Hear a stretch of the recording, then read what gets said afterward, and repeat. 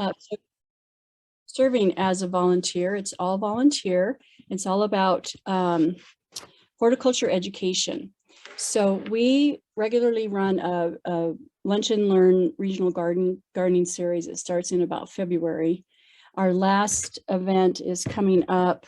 Okay, let me see, what do I push here? This Saturday, and it's an in-person class. I'll tell you a little bit about that, but today we're going to be talking about compost, which we like to say is black gold for your soil. So what is extension? Extension is the arm of the university out to the county. So we provide research-based information in not only horticulture, but also youth development, which is 4-H. Most people are familiar with that. Food safety and food preservation, which we have classes for.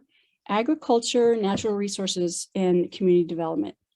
One of the things that's coming up this summer is the Colorado Springs Garden Tour, and the Friends of Extension presents a tour every year that helps support the University Extension in El Paso County. That is July 9th and 10th, and you can find out more information about that at coloradospringsgardentour.org.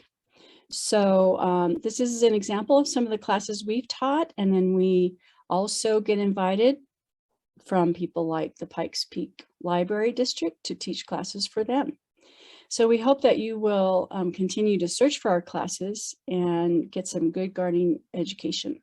This is my question slide. So when I get to this, then Melissa will ask me the questions that you've put in the chat, or maybe you haven't typed them in the chat, but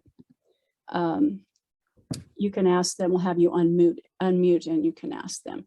So here's where it all began for me, playing in the sandbox and learning about soil properties, which is another great class that we have. And I wanted to let you know what our takeaway message is for today. So what is compost? Why is it important? If you're going to do a compost bin or make a pile or something like that, we'll talk about site selection, how to create compost, materials to use, materials to avoid, and then how to use compost. So we know that effective gardeners manage soil to produce healthy and resilient plants. After all, it's about the plants. We don't get our soil ready and then not plant anything, whether it's a tree or shrubs, perennials, vegetables. We know that the soil needs to be managed properly. And the reason we call it black gold for the garden is that it's essential to have compost and well, let's see, we call it, why is it eluding me? Anyway, compost is something you mix into the soil to improve the soil properties. We'll be talking about that. So it can be decomposed organic matter. That's the word I was looking for, organic matter, OM. Can be kitchen scraps, leaves, grass clippings. We'll talk about other things that you can put in there, shredded newspaper. It feeds soil organisms, and we call it a soil amendment because it's added to the soil. It can also be used as a mulch, which is something you put on top of the soil. So while it is an amendment, it can also be used as a mulch. Because it's broken down into small particles, you can mix it into the soil, which is typically what we do. And we're going to talk about soil properties. The reason it's important is not because it feeds the flowers or the roots directly. It feeds the soil organisms that feed the roots. All right, so here's the soil food web. If you've never seen this, we have in the small box the portion of the soil that we're looking at in the larger box. We call this a soil profile. So it's as if we just took a shovel and cut away part of it and we're looking at it straight on. So you have on top of the soil, you have your mice, you have your insects, snails, birds, centipedes, earwigs, things like that. Here's your worm coming out of the soil. And And as you go further down into the soil, these are the soil organisms, microorganisms and macroorganisms. So that just determines the size of the organisms. And they are doing all the work down here in the soil. So we are most familiar with the worm, the earthworm, but they are great decomposers. They decompose the plant matter in the soil. Also, there are organisms that eat other dead organisms.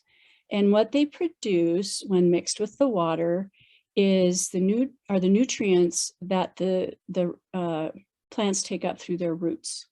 So you have fungi, you have the decaying organic matter detritus, we have bacteria, we have protozoa, nematodes, fungi, and bacteria eating nematodes. Of course, it looks like we have some mammals underground as well. So this is what we're trying to improve.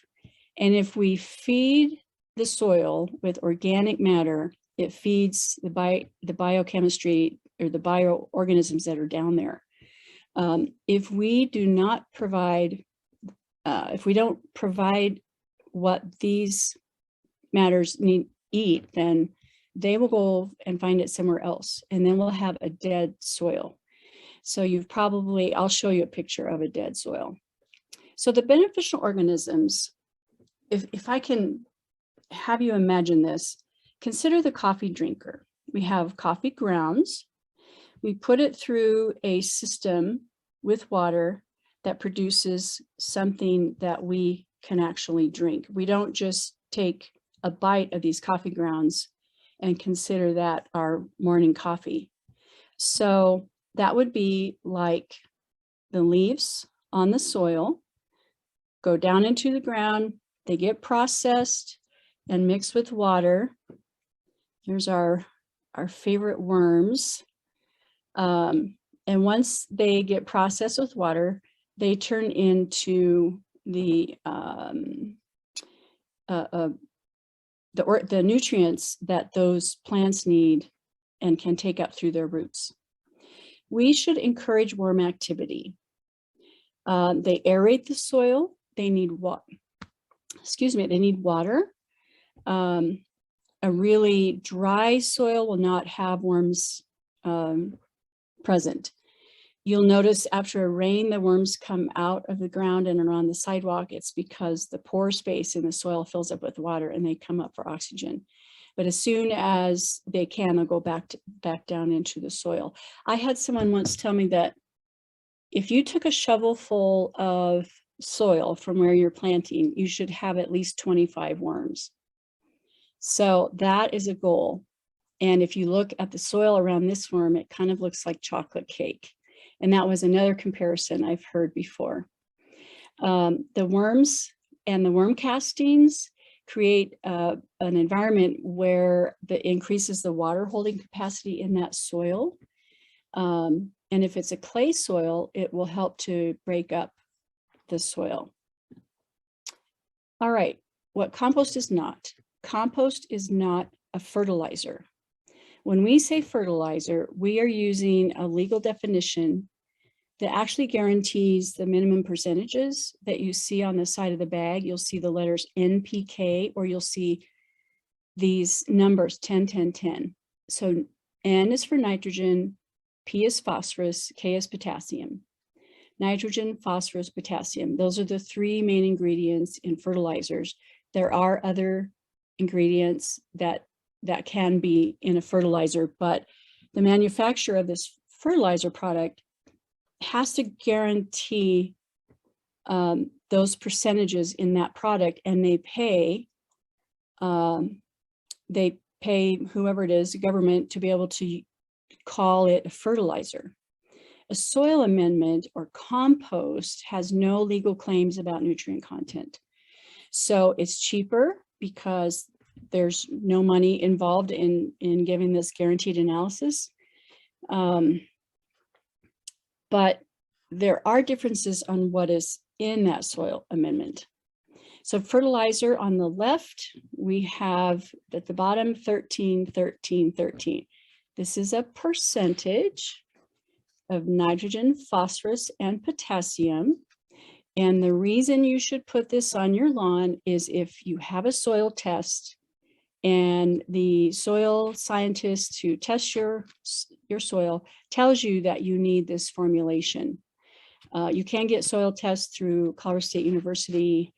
If you call our help desk or send us an email, and I have that information at the end of this program, you can have your soil tested and they will tell you what your soil needs. Most often you need nitrogen because nitrogen leaches through the soil. You may not need phosphorus and potassium. On the right, you have a soil amendment, and this one is called a soil conditioner. And what it says on the front, it will jumpstart your garden. It has in it, in really small print, soil microbes, bat guano, and earthworm castings. Excuse me, I have a dry throat. And so you know that's in there probably with other ingredients, and that is what the microorganisms in the ground are going to devour and mix with the water to provide nutrients for your plants. So let's consider soil properties. This is called the law of the minimum, and it states that growth is controlled not by the total amount of resources available, but by the scarcest resource available, or the lowest limiting factor. So I'm going to explain this to you, and I think it will make sense.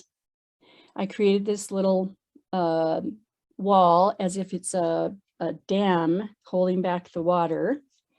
And we know that 4 of the things that our plants need are water, soil, light, and nutrients.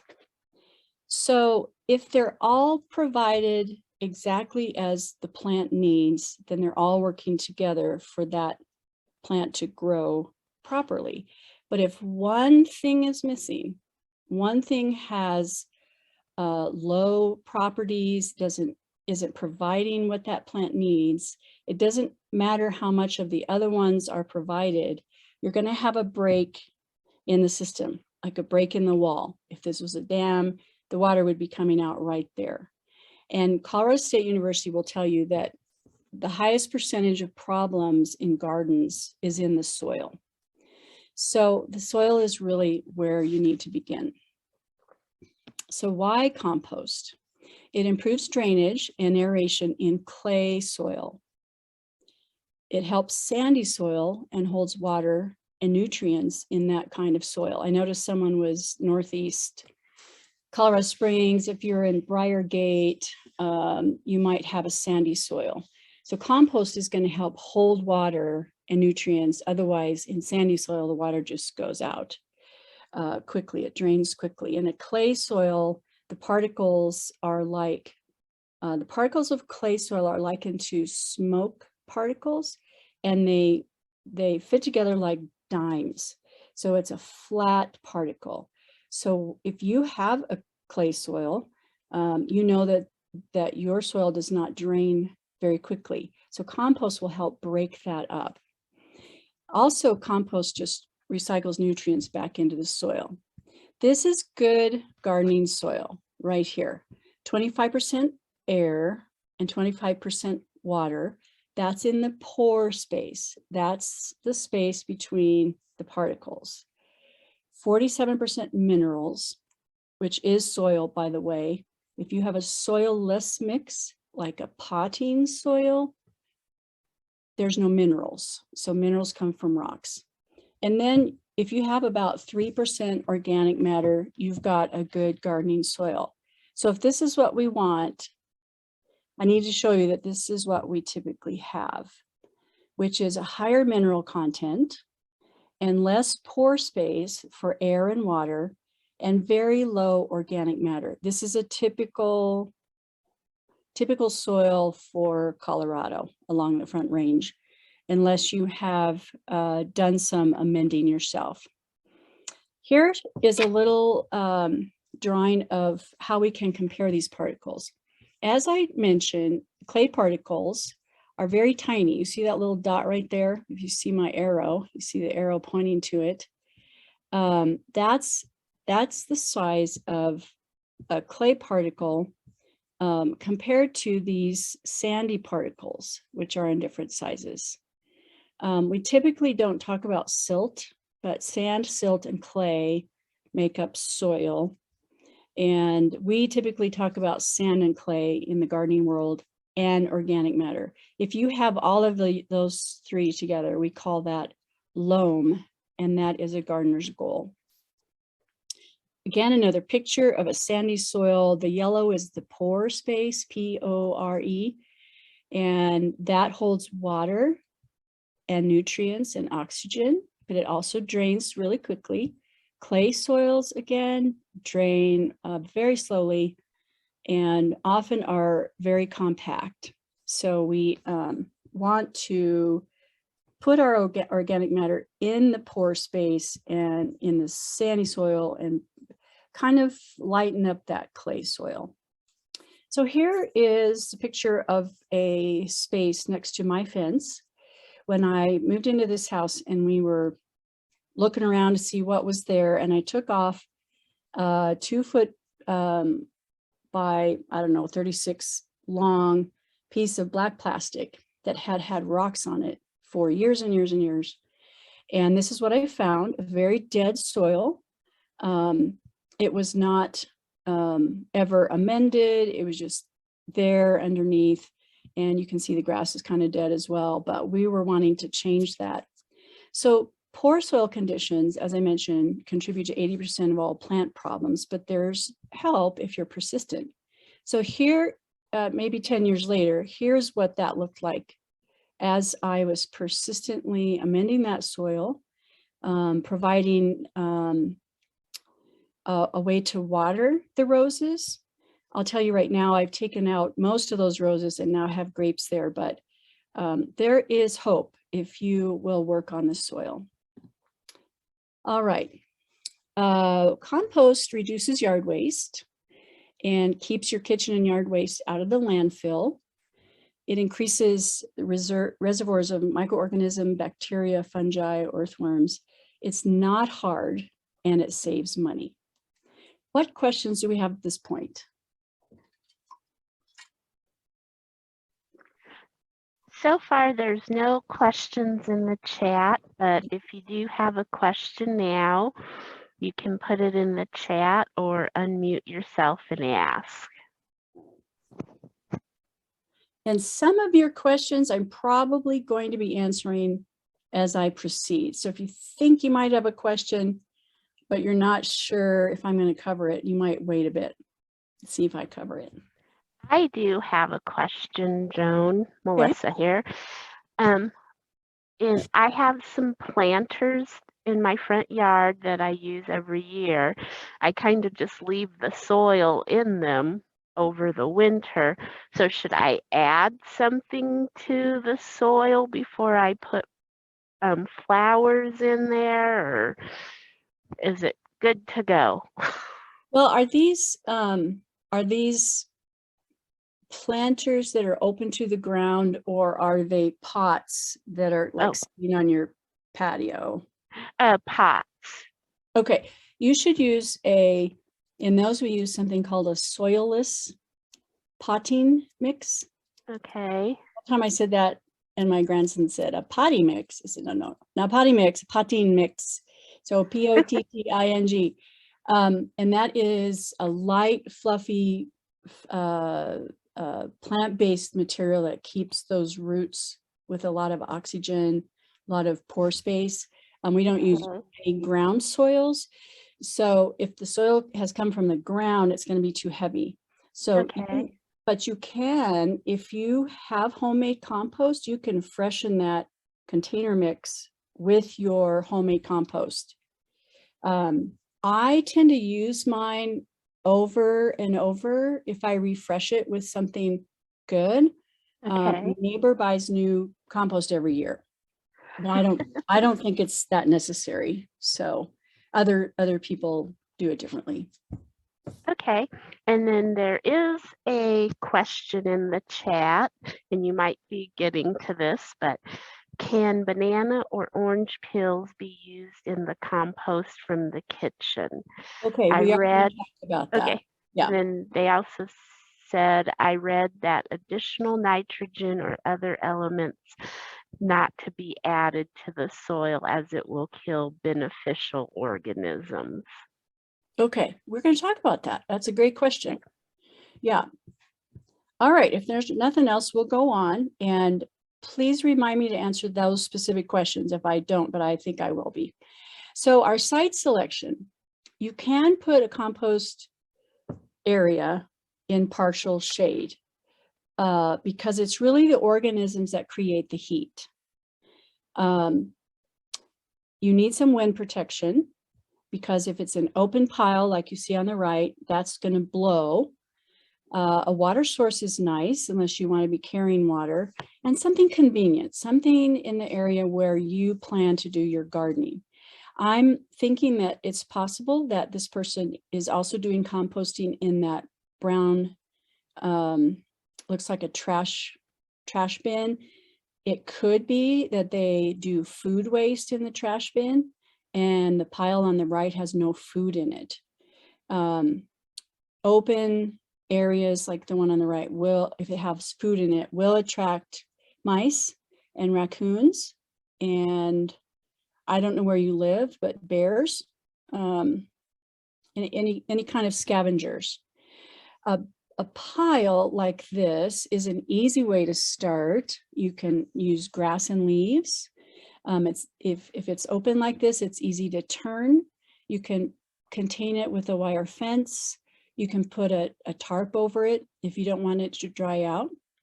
The compost needs water because the microorganisms need water. And that's why we water that. Now, this is a bin that I used to have. I used it for years and years and years until it just gave out on me. The screws right here kept popping in the winter when this would freeze. So I finally had to give it up. I was really sad because I liked it. This particular one, you added from the top and then you took the compost out from the bottom, which was okay, but in continuing to add to the top, it's like you never finish and it's hard to stir it from the bottom. So I typically would just lift this whole thing off at the end of winter and shovel it into several wheelbarrows to mix it up and put it back in to kind of keep it cooking. This though keeps vermin out if you're putting food in there. It doesn't blow. It doesn't take up as much room as just a pile. It's portable, so if you move, you can take it with you. And the volume that they recommend for a consistent pile for the temperatures and the amount of space it needs is 3 by 3 by 3. This was just a tiny bit smaller than that, but I still got compost from that. We have these ones that turn. This one turns on the left, the one in the bottom center flips over, it rolls around in here. I'm thinking the one on the left is a two-sided bin. The benefit from that is, let's say you begin your compost on the left and you get it almost full. Well, then you let that finish cooking and you start a new section on the right. So if you continue to add and add and add whatever you're adding in there, grass clippings, newspaper, shredded food, it never gets finished. You want to get it to the point where it's finished and it will look like soil in your hand. But if you continue to dig through there and you see bits of food, well, it's not done. So here, the one in the center is similar to the one I had. This one at the bottom, I think, is just a one section composter. And the reason they turn is to mix them up. And then you have this open bin on the top right. Again, you're pretty much feeding that and till you can stop and then let it process. You can stir these up, but these also will allow vermin. So you might not want to put food in this one. The bottom one on the right, it has the 3-part system where you start on the left, you build that up. When it's pretty full, you actually get a pitchfork or something and you transfer all that over to the center one. So it gives you a really great way to stir it up. And then when you believe it's finished, you get a shovel and put it in the one on the far right. Then you can use that compost as needed. So you always have one cooking, one finishing, and one being used. To create compost, you need browns and greens. You add water, you track the temperature, you monitor the moisture, and you turn the pile to create space for oxygen. And then you wait and you let the organisms do their job. So browns would be like leaves in the fall, shredded newspaper. Greens would be your grass clippings, your coffee grounds, that sort of thing. You need both because the microorganisms use both. First of all, they need nitrogen for, let's see, one is for reproduction and something else that they need for energy. So if they are, well, we're going to talk about the size of the particles.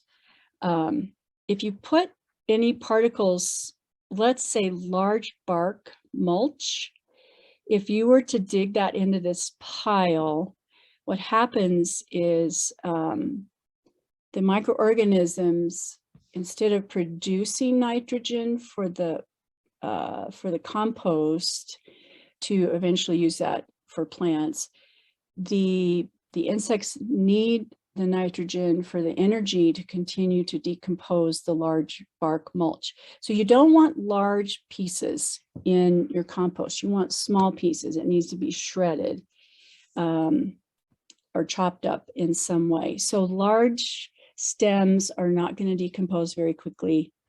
And so we can talk about that more as you have questions. So again, browns, shredded leaves, woody stems, less than a 1/4 inch diameter. Still, it's going to take a while to decompose those unless you really work it and keep it wet. Straw, hay, shredded paper, not more than 10%. And what about conifer needles? Conifer needles will eventually decompose, and it depends on how you work it. That means you're out there every week providing water and you're turning it over. But if you just put it together and let it sit for 6 months, it's not going to decompose as quickly. Here again are the greens, your kitchen waste, grass clippings, vegetable and flower parts. You don't want to put weed seeds in there because you'll have them all over your yard next year when you put your compost out. Brewer's waste, fibers like I've even put my vacuum cleaner bag stuff in my compost bin, dumped it in there because it's just stuff that's come off the floor. Now this has banana peels. So let's talk about banana peels and orange peels. I'll tell you that worms love bananas, and that's because when I had my worm bin, I fed one winter, I only fed the worms bananas. And why did I do this? It's because I'm kind of a little bit of a scientist, and I just thought I'd see what would happen. Well, they were very happy. And when I had my compost tested the next year, the results came back that the compost was high in potassium, over the charts. And I got a call from the extension office, the guy that works down there and would read these, and he'd say, "What were you feeding those worms?" I said, "I only fed the bananas." And the results were true to what they were taking in. So it's good to have a variety. Banana peels will break down slower because if you put them in whole, like in this picture, the whole banana peel, it just takes longer. If you can chop them up, cut them up is what I do, is I use scissors, kitchen scissors, and just cut them up into smaller bits. It's going to take less time to decompose. The other thing I do is I put my food waste in the freezer. And then when it's time to put that in the compost bin, it is partially, it's a step closer to decomposition because those cells in that have burst, or actually they've expanded, and then they turn into water, more moisture when you put them into your compost bin. So I would not put large particles of anything. These to me are quite large. So if this person is going to really work his pile, keep it turned, keep it wet, this is going to eventually decompose. Yes, it's also going to attract a lot of vermin. So I had a mouse once in my compost bin, and I'm sure it was eating the peanut butter off the crust that my daughter didn't want. And that was the last time I put anything with peanut butter on, because I don't like mice. All right, here's something called the carbon to nitrogen ratio. Now, again, this is not a percentage, it's a ratio, and it is the ratio between browns, which is the C, carbon, and greens, which is the nitrogen. So let's say you have a ratio of something that's 30 to 1. That means you'll have 30 parts carbon and 1 part nitrogen. And too much carbon, it will really slow down your the decomposition of your compost pile. If you have too much nitrogen, it will get stinky because that creates ammonia gas. So to have a good balance, for instance, coffee grounds are somewhere around 20 to 1, and that is a very good ratio for your compost pile. It's good to go ahead and decompose your coffee grounds instead of putting them right into the ground. If you put them right into the ground, those worms still have to decompose those coffee grounds. So they're not just helping the roses right away. They still have to be decomposed. So you might as well put them through your compost bin before you can imagine that they're helping the plants. Here we talked about coffee grounds. Grass clippings are good. Chicken manure is also high in nitrogen. It can be very hot, we call it, or burning. So chicken manure, if you have a chicken coop, you want to make sure that that gets really decomposed over 6 months or so before it's used in the garden. Otherwise, it will burn the roots. Here we go with dry leaves are anywhere between 30 and 80 to 1, which can be high. Straw tends to be a little bit high, and sawdust is over the top. You would not want to put a lot of sawdust in your compost bin. Otherwise, it would, unless you balance that out with some high nitrogen, it's not going to decompose that quickly. You might have success with the chicken manure and the sawdust. Avoid conifer needles, mainly because they don't decompose very fast. High tannin leaves like cottonwood and oak. I don't know that we have too much black walnut or pecan here, but they have a tannin that prevents decomposition. Anything synthetic, plastic, wood and coal ash or sawdust, we just don't need that in our compost bins because we don't need that product in our soils. Weed seeds, diseased plant matter. So if you have tomatoes that had a disease after you've harvested all your tomatoes, you don't want to put those in your compost because that disease could stay alive. No fats, no pet waste, unless it's a plant eating animal like a rabbit. You could use rabbit, you can use llama poop. If it's a plant eating animal, but not a meat eating animal. And don't use your grass if you've recently put a pesticide or an herbicide on your grass. Wait for a couple mowings before you use that. Here are the steps. We've kind of talked about this a little bit, but if you're going to start from scratch, you want to put your kitchen scraps, leaves, kitchen scraps, then grass clippings, more leaves, and grass clippings. Get that watered. It should feel like a wrung out sponge. And keep watering it, and maybe in about 2 weeks, start turning it and watering it. You'll probably see the water coming out the bottom, but keep it moist like a wrung out sponge. Track your temperature. If you have access to a soil thermometer, this is kind of fun. You can actually see the temperature of your compost. If you're between 120 and 130 degrees Fahrenheit, you're going to get some good, or you're having good action there in the compost. If it gets up to 160, you need to make sure that you turn that, because at that point, the microbes begin to die. Here's what finished compost should look like. You're going to have faster work in the summer. It's not going to work as fast in the winter, but those microbes will go to the center of that pile until the temperatures wake up, and they'll wake up. It says you can get compost in as little as 21 days. And I wouldn't count on that, but if you have a perfect recipe, just keep using it. I would say it's going to take longer, but as you do work your compost, it will reduce in size, and that's because the microorganisms are working. It should smell earthy. So if it smells like a rotten egg, it doesn't have enough air, or has too much moisture, turn the pile. You could add some browns at that point. If it smells like ammonia, then there's too much nitrogen. You want to add some browns to that, like shredded newspaper or leaves. And if the pile does not heat up, or it decomposes too slowly, well, the pile might be too small, or insufficient moisture, lack of nitrogen. So add something with nitrogen. I have used in the past a handful of rabbit food. So because it's mostly alfalfa. When I add a handful of rabbit food, I notice within days that things are heating up, because the microorganisms are attracted to that.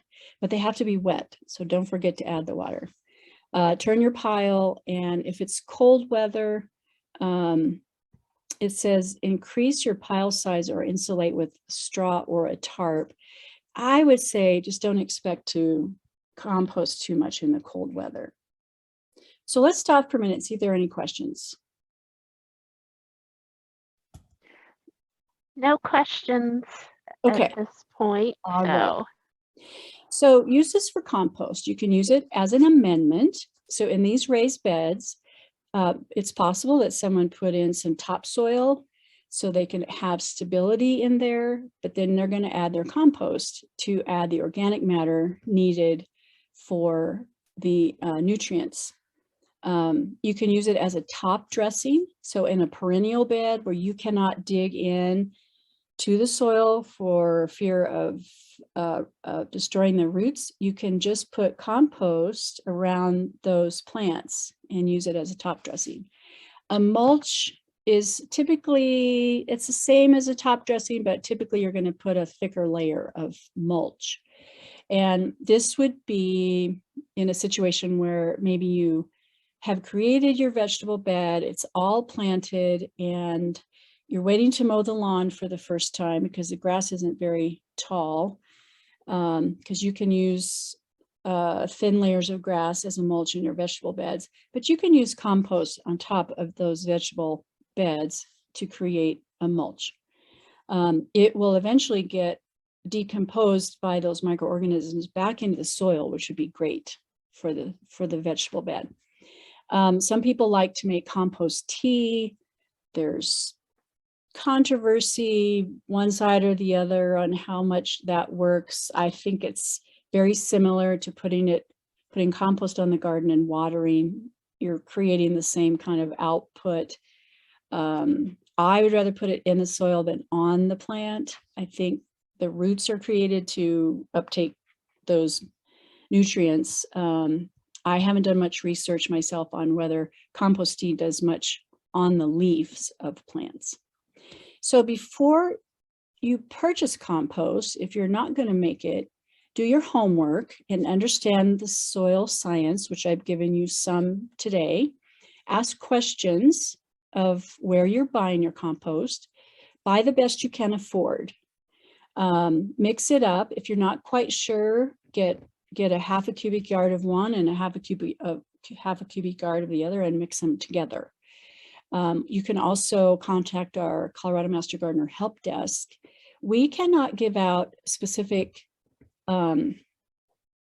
advice on where to shop or what specific product to buy, but we can tell you, let's say you are looking at a certain product that's in a bag and you read off the ingredients to us. We can talk to you about that, about what those ingredients would be doing to help your soil.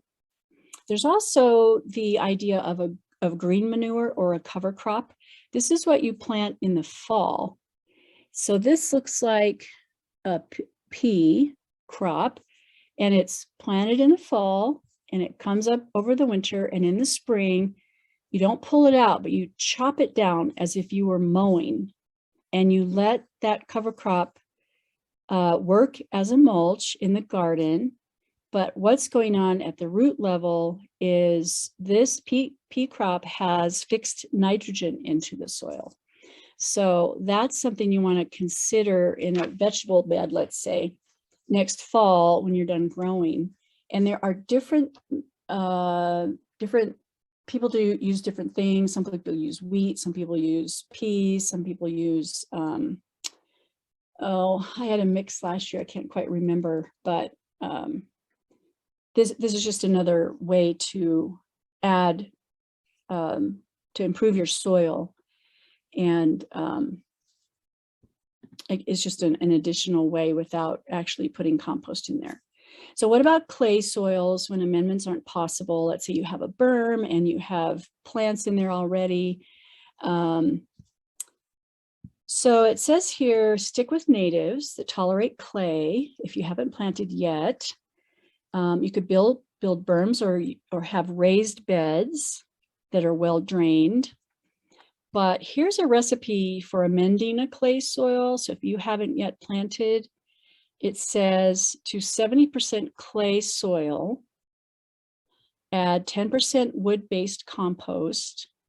Wood-based, as opposed to plant-based, I guess this is just a product that would come from wood, like aspen, humus, something like that. Some kind of humus comes from trees. And then 20% small aggregates or crusher fines, and you find those in the rock yards.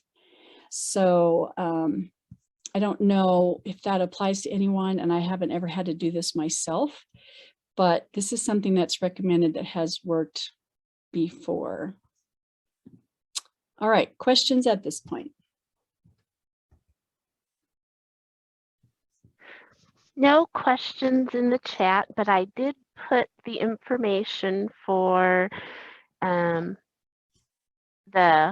garden help desk, the landscaping garden help desk with the hours. So for that, but I had another question, and I might have missed it, but what about putting like eggshells in your compost? Is that, I've read it's okay, then I've read it isn't okay. Well, it's okay, but it probably doesn't do what you are thinking it's going to do. People think it's going to increase the calcium in the garden, which it may or may not.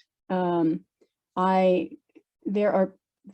are some books out about garden myths, and one of them is this myth about putting eggshells. And the man that tested this idea said that if you were to boil eggshells from many eggs on the stove, let the water cool and put the water in your garden, you're more apt to get an increase in calcium than you are if you put your eggshells in there. First of all, eggshells are very hard to decompose. You'll find them for years afterwards in your soil. They won't hurt anything. They're not going to kill anything.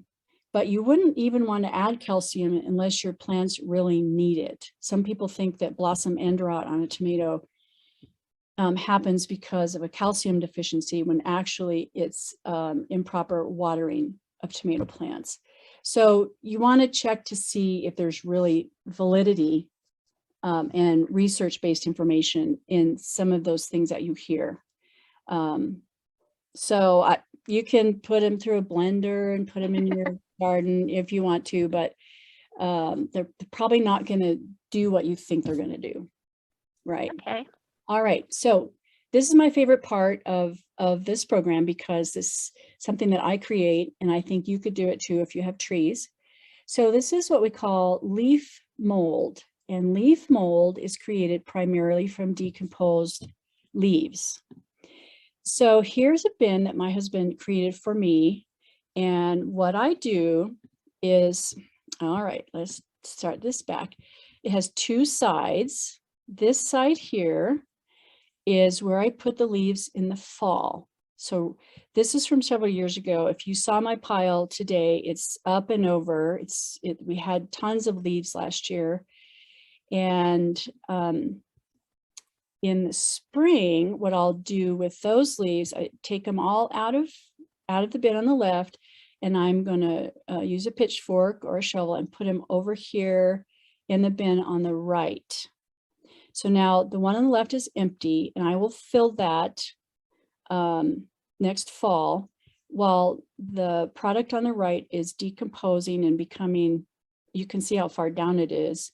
It really reduces, but eventually I will, I'll put this through a screen.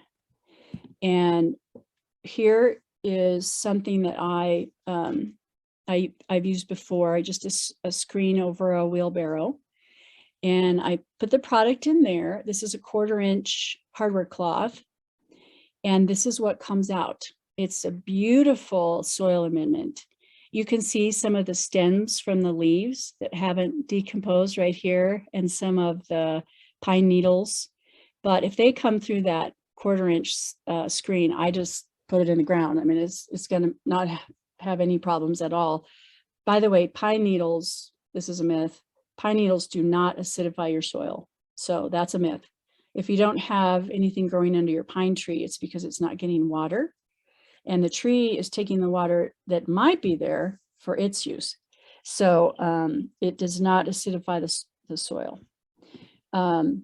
So here is what I'm holding here is what I can put right into my soil. So here's before and here's after.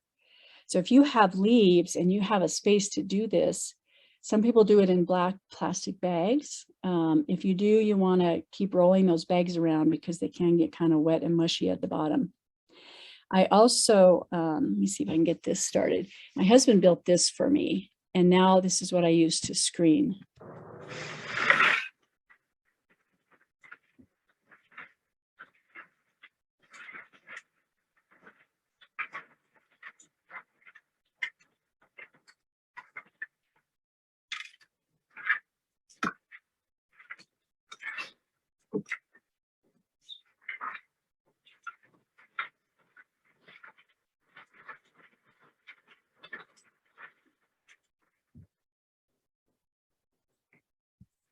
Okay, so what that does, as you can imagine, is the finished compost goes through, the screen allows the useful parts to come through, and at the end are, you know, sometimes there's rocks, there's pine needles, whatever doesn't go through the 1/4 inch screen.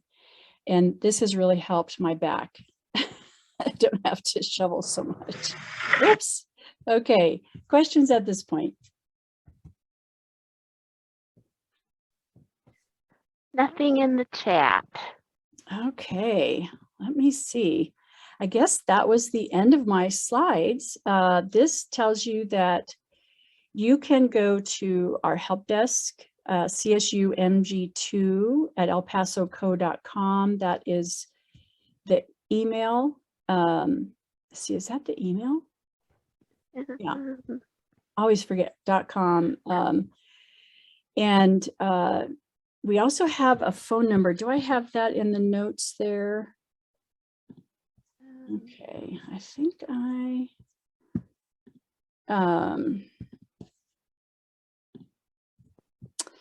well, it's easier to send an email. Yeah. I'm sorry I don't have that on here. I thought I did. Maybe it's on my paper. Well, if you could send it to me and then I can send it out Oh, okay. to Okay.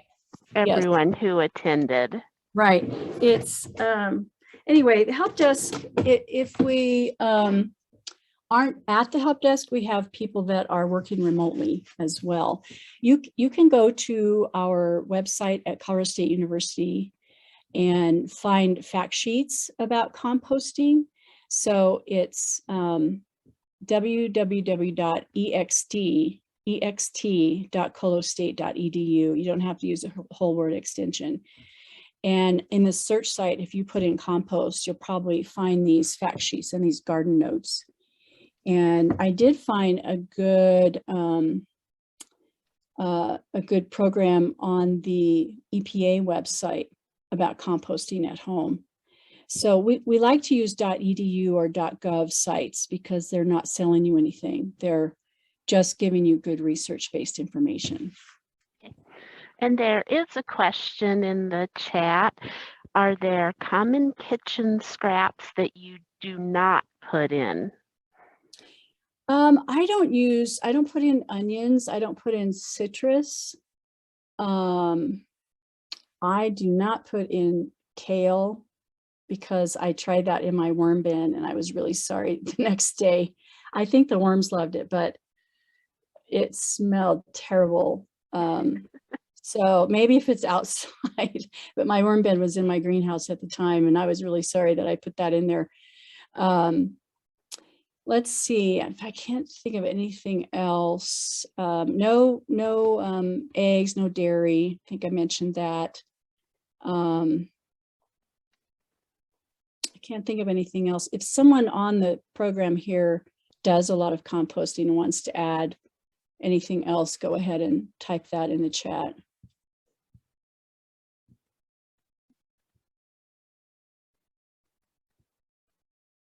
Anything else?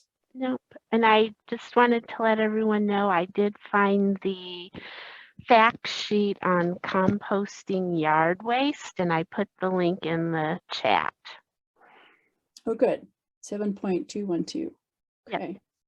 The difference between the fact sheets and the garden notes are that the garden notes, those are the publications used to train the master gardeners.